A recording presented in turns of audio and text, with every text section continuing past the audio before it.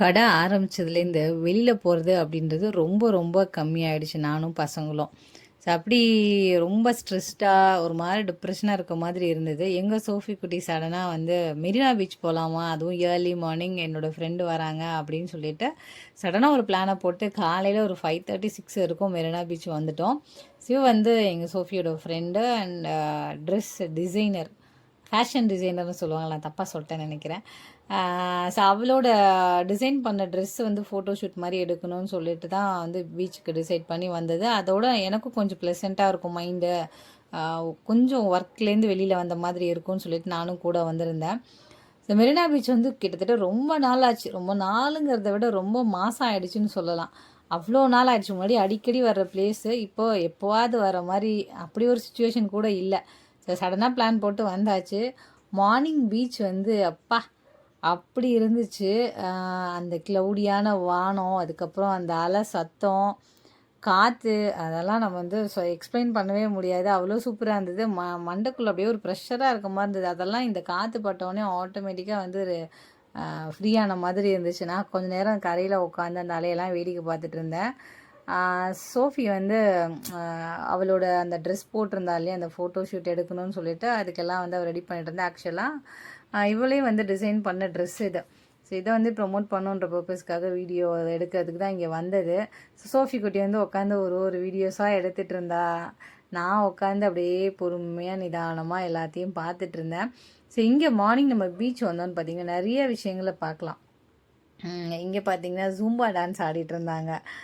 எனக்கும் Zumba dance பண்ணணும்னு ரொம்ப நாள் ஆசை. ஏன்னா ஆக்டிவிட்டீஸ் எதுவுமே இல்லாமல் இருக்குன்னு சொல்லிட்டு அப்பப்போ வீட்டில் ஏதாவது பாட்டை போட்டு இப்படி ஆடிட்டு கிடப்பேன் டிவியை பார்த்து. எங்கள் சோனா குட்டி இதை பார்த்த உடனே, அம்மா நீ வீட்டில் ஆடுற மாதிரி இங்கே ஆடிட்டு இருக்காங்க பாருன்னு சொல்லிட்டு இருந்தா.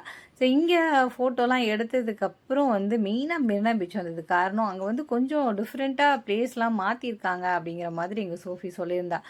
உட்காரதுக்கான ஸ்பேஸ், அதுக்கப்புறம் பார்க்கு, விளையாடுறது, உட்காரதுக்கு வந்து இந்த குடில் மாதிரிலாம் போட்டிருக்காங்கன்னு சொல்லியிருந்தா. ஸோ அதை தான் மெயினாக நான் பார்க்கறதுக்காக வந்தேன். பட் இந்த பக்கம் அது இல்லை. கொஞ்சம் தள்ளி போனால் இருக்கும்னு சொல்லிட்டு மறுபடியும் வண்டி எடுத்துகிட்டு கொஞ்சம் தூரமாக போய் வண்டியை பார்க் பண்ணிவிட்டு அந்த பிளேஸ்க்கு வந்து போயிருந்தோம். அங்கே வந்து ஃபோட்டோ எடுக்கிறதுக்கு இன்னும் சூப்பராக இருக்கும்னு சொல்லிட்டு உண்மையிலே இங்கே வந்து பீச்சை வேறு லெவலில் ரெடி பண்ணி வச்சுருந்தாங்க. என்னடா இது, நான் இந்த வராமல் இருந்த கேப்பில் இவ்வளோக்கு ரெடி பண்ணி வச்சுருக்காங்களே, எனக்கே ஆச்சரியமாயிடுச்சு. நடுவில் மரம்லாம் வளர்ந்து நிற்கிது, எப்படின்னு தெரியல இந்த மண்ணுக்குள்ளே. சிப்பி மாதிரி உக்கார்ற ஒரு பிளேஸ் இருந்தது. ஸோ அங்கே உட்காந்து நானும் சோனாவும் தான் ஃபோட்டோஸ்லாம் எடுத்துகிட்டு இருந்தோம். சோஃபியும் அவளோட ஃப்ரெண்டு வந்து கொஞ்சம் தூரமாக போயிட்டு ஃபோட்டோ, அதுக்கப்புறம் டான்ஸ் வீடியோலாம் அவங்க எடுத்துகிட்டு இருந்தாங்க. பசங்க வளர்ந்ததுக்கப்புறம் நமக்கு என்ன வேலை, உட்காந்து அவங்க பண்ணுறத வேடிக்கை பார்க்குறது தானே. நான் அப்படியே உட்காந்து சுற்றி பீச்சை வந்து பார்த்துட்டு இருந்தேன். நான் பார்த்த மெரினா பீச்சு தானா இது அப்படின்னு. அந்தளவுக்கு குப்பையே இல்லாமல், இது ஒரு சைடில் தான் மெரினா பீச் ஃபுல்லாக அப்படி இருக்குன்னு சொல்ல முடியாது. ஒரு பாட்டில் வந்து இந்த மாதிரி கொஞ்சம் க்ளீனாக வச்சுருக்க மாதிரி வச்சுருந்தாங்க. பீச் ஃபுல்லாகவே வந்து கொஞ்சம் நம்மளும் எஃபோர்ட் போட்டு குப்பையெல்லாம் போடுறதுக்குன்னு தனி பிளேஸ் வச்சுருக்காங்க. நம்ம அங்கே போடுறது கிடையாது. அந்த மாதிரி போட்டாலும் உண்மையிலேயே இந்த பீச் வந்து அவ்வளோ சூப்பராக இருக்கும் பார்க்குறதுக்கு. ஃபோட்டோ எடுக்கிறதுக்கும் இங்கே தனித்தனி பிளேஸ் வந்து வச்சுருக்காங்க. அதேமாரி நம்ம படத்துலலாம் பார்ப்போம்ல, பீச்சில் சாஞ்சு உட்கார்ற மாதிரி சேர் அதெல்லாம் இருந்தது.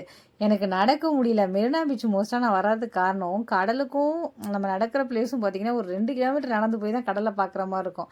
அதனால் மோஸ்ட்டாக வந்து நான் அந்த மெரினா பீச் வந்து சூஸ் பண்ணவே மாட்டேன். பெசன்ட் நகர் தான் கொஞ்சம் நடந்த உடனே பீச் வர மாதிரி இருக்கும். ஸோ அதனால் மோஸ்ட்டாக அங்கே தான் போவேன் பீச் போகணும். இங்கே வர்றது ரொம்ப ரேரு. பட் இந்த இடத்த பார்க்கணுன்றதுக்காக தான் மெயினாக வந்தது. ஸோ பார்த்து முடிச்சுட்டு நாங்கள் கிளம்பும்போது பார்த்திங்கன்னா 9 மணி, சரியான வெயில்.